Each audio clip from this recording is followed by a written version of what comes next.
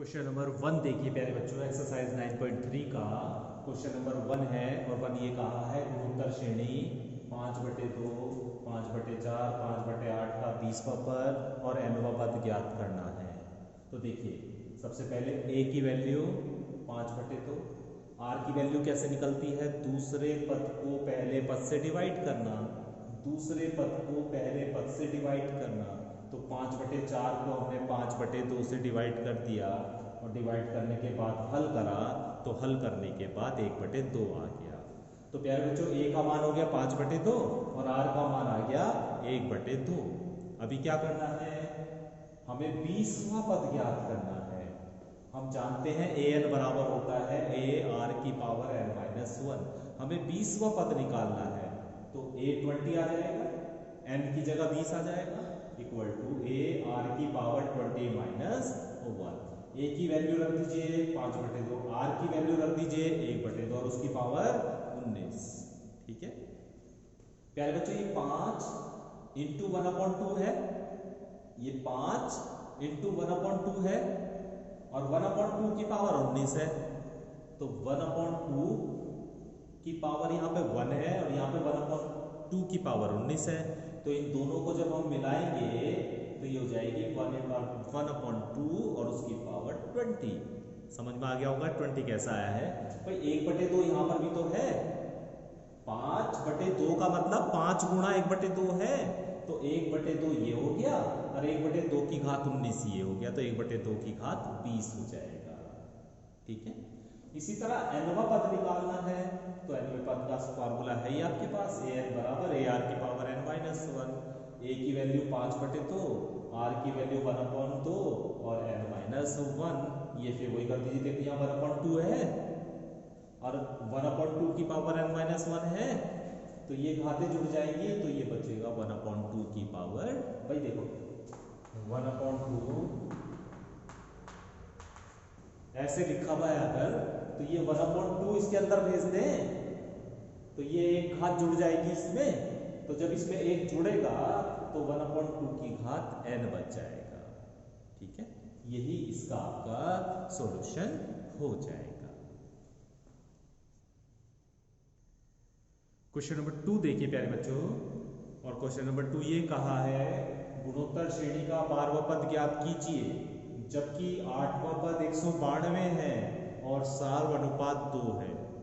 दो इंफॉर्मेशन हमें यहाँ पर दी गई है, एक तो r की वैल्यू 2 दी गई है, सार्वनुपात 2 दिया गया है। पहला पद हमने a मान लिया है क्योंकि हमें पता नहीं है पहला पद क्या है। 8वां पद दिया गया है, 8वां पद मतलब a8 192 दिया गया है, और a8 को लिखेंगे कैसे, 8वां पद, तो a तो आएगा ही आएगा, r की घात कितनी आएगी, 8 में से 1 घटा दो, तो a r की घात 8 - 1। 8वां पद मतलब a8 और a8 कितना है 192, तो a8 की जगह 192 रख दिया बराबर a ऐसी के ऐसी ही, r की जगह 2 रख दिया और उसकी घात हो गई 7। इसे हल करा तो 128 आ गया, इसे इधर ले आए तो a बराबर आ गया 192/128 अर्थात 3/2। तो a की वैल्यू 3/2 आ गई। हमें 12वां पद ज्ञात करना है, तो 12वां पद मतलब a12 बराबर क्या होगा, a r की पावर 12 - 1, a r की पावर 12 - 1। a की जगह 3/2 और r की जगह 2 और 12 में से घटाओगे तो 11, 2 की घात 11 कर लो तो आ जाएगा 2048, 2 से डिवाइड कर लो आ जाएगा 1024, 3 से इसकी गुणा कर दो तो आपको सॉल्यूशन मिल जाएगा, अर्थात श्रेणी का 12वां पद जो होगा वो होगा 3072। ठीक है, तो ये आसान सा सवाल था, उम्मीद है कि आपको अच्छे से समझ में आ गया होगा। क्वेश्चन नंबर 3 देखिए प्यारे बच्चों, और क्वेश्चन नंबर 3 ये कहा है किसी गुणोत्तर श्रेणी का 5वां पद, 8वां पद और 11वां पद क्रमशः p q s है, तो सिद्ध करो q² बराबर ps। देखिए बहुत आसान सा सवाल है, हमें क्या क्या दिया हुआ है पहले ये देख लेते हैं।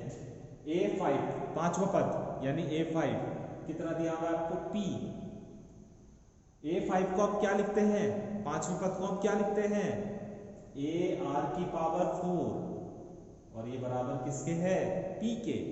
इसे हमने समीकरण नंबर 1 मान लिया। आठवां पद A8 Q के बराबर दिया हुआ है और A8 को कैसे लिखते हैं, AR⁴ बराबर Q। इसी तरह 11वां पद A11 बराबर S दिया हुआ है, AR⁴ बराबर S। समीकरण नंबर 3 हो गई।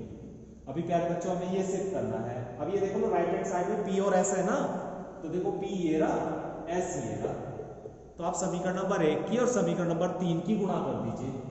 समीकरण 1 की और समीकरण 3 की गुणा कर दीजिए, बराबर PS आ जाएगा। इसे A² AR⁴ हो गया बराबर PS, ठीक है। AR⁴ उसकी पावर 2 बराबर PS और ये Q² के बराबर है, तो Q² बराबर आ गया PS।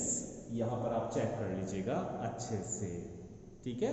आसान सा क्वेश्चन है, आप आराम से इस क्वेश्चन को कर सकते हैं।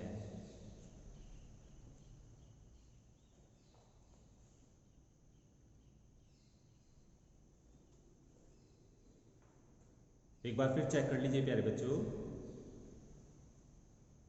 ये तो हमने तीनों इक्वेशन निकाल ली हैं। अब हमने क्या करना है, समीकरण नंबर 1 की और समीकरण नंबर 3 की गुणा करनी है। क्यों करनी है, क्योंकि राइट हैंड साइड में आपने देख लिया P और S आ रहा है, तो देखो एक P ये रहा